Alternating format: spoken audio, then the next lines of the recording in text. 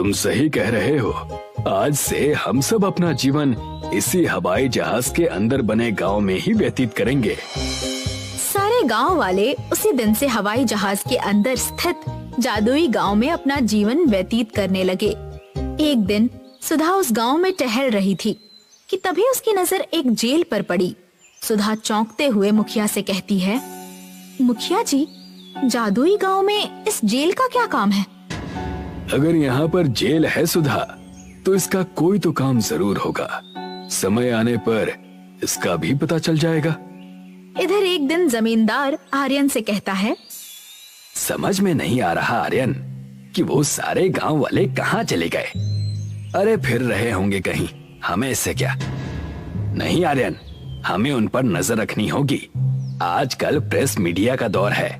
तुम सुधा को नहीं जानते, वो पढ़ी लिखी है। कहीं ऐसा ना हो कि वो उन सारे गांव वालों को लेकर प्रेस में चली जाए।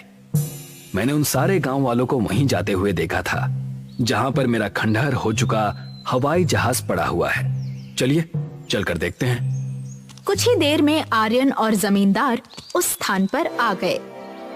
ये मैं क्या देख रहा हूँ जमींदार? ये मेरा हवाई जहाज तो नहीं है। ये तो बहुत ही सुंदर हवाई जहाज है। इसी बात ने तो मुझे भी आश्चर्य में डाल दिया है। चलो अंदर चलकर देखते हैं। जमींदार और आर्यन जैसे ही उस हवाई जहाज के अंदर गए तो सामने एक दृश्य देखकर उनकी आंखें आश्चर्य से फैल गईं। ये कैसे हो सकता है? इसके अंदर तो पूरा गांव मौजूद है। तभी वहाँ पर सुधा और मुखिया पहुँच गए। तुम दोनों यहाँ क्या कर रहे हो?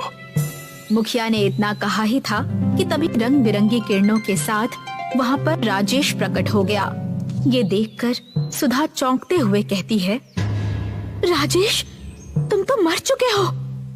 हाँ सुधा, और मुझे मारने वाला कोई और नहीं बल्कि जमींदार और आर्यन ही हैं। जो ट्रक मुझे टक्कर मार कर गया था, वो ट्रक इन दोनों का ही था।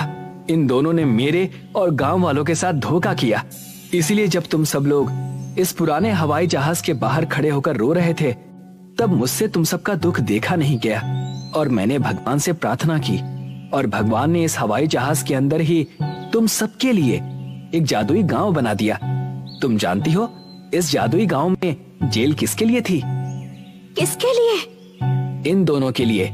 अब ये जीवन भर इसी जादुई गांव की जेल में रहेंगे, भूखे प्यासे, ताकि ये बाहर की दुनिया में किसी को भी मूर्ख ना बना पाए। राजेश ने इतना कहा ही था कि तभी जमींदार और आर्यन ने स्वयं को जादुई गांव के अंदर बनी हुई जेल में पाया और राजेश रंग बिरंगी किरणों के साथ गायब हो गया।